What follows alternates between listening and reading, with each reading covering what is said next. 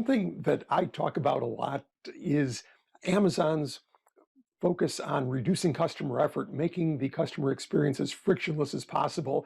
And I do this from an outsider's perspective. I mean, I talk about things like one-click ordering and some of the other frustration-free packaging and so on. And I quote Jeff Bezos as saying that when you reduce friction, make something easier, people do more of it.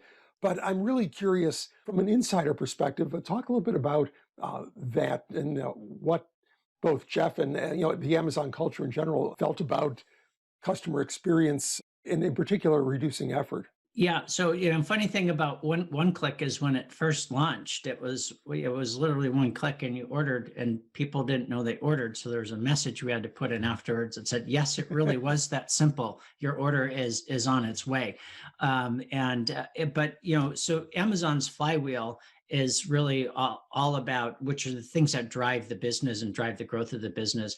A good chunk of the flywheel is lowering the price structure, adding selection to the catalog, and then convenience. Part of convenience is the click to deliver time, when you click on an order and by the time it gets to your house. But also part of it is being able to find and discover products that you may want to buy.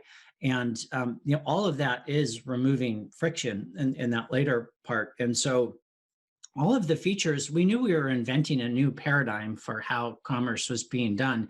And, you could take technology and do a lot of things in a much easier way than had been done before. So products could find an unlimited number of products could find you, for instance, based on your browsing history, purchase history, what other people are doing. And so we tried to make those things that we thought you would want come to you versus you going to find them. So that's one example of removing friction. Another example is really with returns. And the way returns processes have been set up at most companies where it's a hard process. It has a lot of friction, and that friction is deliberate. It's deliberate to prevent people from defrauding the company. And what we looked at with our returns process, we thought, well, the vast majority of our customers are trying to do the right thing, and they're trying to return something most often because we made a mistake. And so let's make it easy for them to return the product. When they say they're going to return it, we'll give them a label and we'll offer the refund once it's on its way.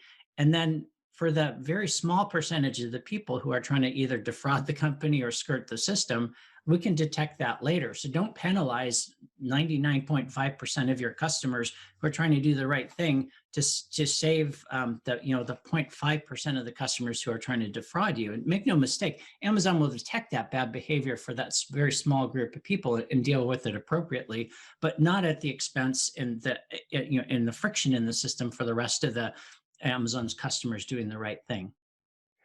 I hope you enjoyed this Brainfluence brief. If you didn't, help me out by telling me why in a comment. But if you did find some value, please give it a like and don't forget to subscribe. The full episode is available on YouTube and audio outlets like Apple, Spotify, and Google. Visit rogerdooley.com/podcast for a formatted text version plus links and other resources. Thanks for tuning in.